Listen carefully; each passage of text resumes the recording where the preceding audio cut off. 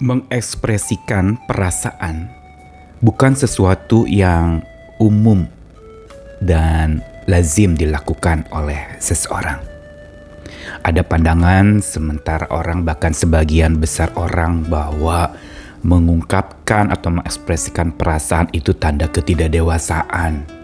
Simpan, pendam, tutupi rapat-rapat perasaanmu. Tidak perlu ungkapkan. Akhirnya lama-lama dia menggerogoti jiwa dan hati. Perasaan itu makin dipendam, dia justru makin mencengkeram. Atau sebagian budaya juga menentukan bahwa yang namanya buka perasaan itu sama juga buka aib. Apalagi perasaan-perasaan amarah, perasaan sedih, duka cita, tidak perlu diekspresikan. Cukup lakukan itu sendiri saja di rumah, biar orang tidak melihat perasaanmu yang sesungguhnya. Namun apakah ini sehat? Jelas tidak. Karena menurut catatan dan penelitian, orang yang mentalnya sakit atau mengalami gangguan kesehatan mental, itu karena dia memendam perasaan begitu banyak. Terus dipendam, disimpan, sungkan dikatakan, lalu kemudian menjadi sesuatu yang penyebab depresi. Lalu akhirnya lari dari kenyataan, bahkan tidak jarang mereka yang mau mengakhiri hidupnya karena kecamuk perasaan yang bergejolak di dalam diri dan membuat dirinya lepas kendali, tidak dapat lagi memegang dan menguasai rasa itu. Sudah terlalu menghancurkan hati begitu rupa. Karenanya kita perlu belajar sesuatu yang sebenarnya kitab suci juga ajarkan, yaitu untuk mengizinkan perasaan kita berbicara. Ungkapkan dengan bijak, karena ada orang yang tidak bisa ungkapkan perasaan itu, akhirnya menjadi mengambil langkah-langkah yang tidak benar atau tidak tahu bagaimana caranya mengungkapkan perasaan itu. Mari kita belajar mengizinkan perasaan kita berbicara dan tampil dengan elegan, tampil dengan bijak perasaan itu tanpa harus menjadi hal yang destruktif. Saya Nikolas Kurniawan menemani lagi dalam Sabda Tuhan hari ini yang menyapa kita dari kitab Nabi Yesaya pasal 38 ayat 15 sampai ke 16.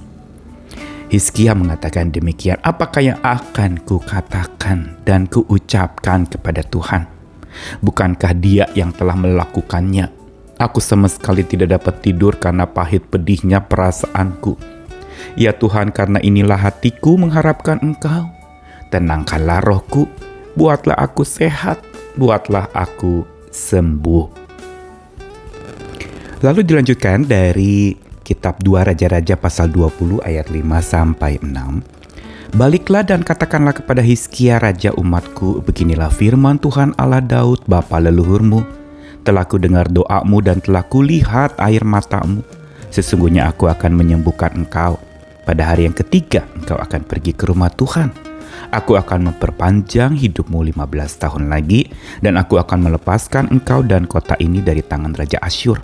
Aku akan memagari kota ini oleh karena aku dan oleh karena Daud hambaku. Raja Hizkia adalah seorang raja yang memang Tuhan berkati begitu rupa, tetapi kita lihat bagaimana Hizkia juga mengalami sebuah sakit yang dikatakan dia akan mati. Dan pada saat itulah Hizkia mengalami sebuah pergumulan batin yang dalam, perasaan yang tercabik-cabik sampai dia tidak bisa tidur, pahit, pedih perasaannya sebagaimana dicatat tadi dalam kitab Yesaya. Dan pada saat itulah kita lihat bagaimana Hizkia menangani perasaannya. Dia tidak membungkamkan perasaan itu, dia tidak memendam pula perasaan itu, tapi dia ungkapkan ke alamat yang tepat.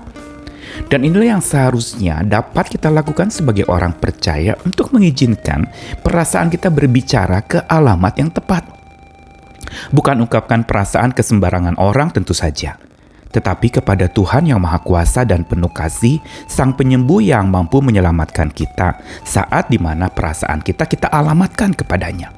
Kalau salah alamat, memang perasaan itu bisa justru digoreng begitu rupa atau dijadikan sebuah alat untuk menjatuhkan kita sendiri.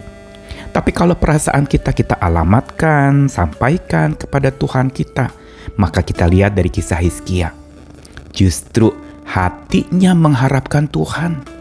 Dia memohon hal yang paling penting berkaitan dengan perasaannya yang sedang tidak nyaman, yang galau, yang kacau. Tenangkanlah rohku. Hizkia telah membuka jiwanya. Dia mengungkapkan bagaimana jiwanya terbuka untuk-Mu ya Tuhan. Selidiki, nyatakan segala perkaraku ya Tuhan. Buatlah aku sehat dan buatlah aku sembuh ya Tuhan. Dan setiap orang yang berseru kepada Tuhan, Tuhan tidak pernah akan abaikan. Justru seruan-seruan itu menjadi sebuah tanda seseorang memberikan hidupnya kepada Tuhan. Sekaligus juga sebagai sebuah tanda bahwa alamat paling tepat untuk mengungkapkan perasaan kita atau izinkan perasaan kita berbicara adalah kepada telinga Tuhan sendiri. Dialah yang paling sanggup menenangkan perasaan kita, jiwa kita, roh kita. Dialah yang paling sanggup membangunkan lagi mentalitas kita agar tambah sehat.